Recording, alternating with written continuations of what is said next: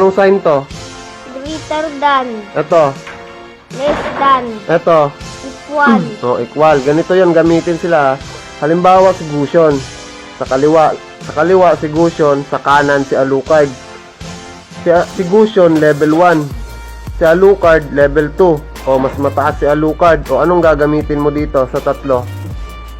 Mataas si Alucard, malaki si Alucard. O, anong gagamitin mo doon? Less than.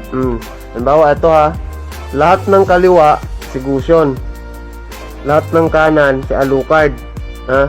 O, si Gusion, ang level ni Gusion, level 8. Ang level ni Alucard, level 5. O, anong sagot mo dyan? Mas mataas si Gusion kaysa kay Alucard.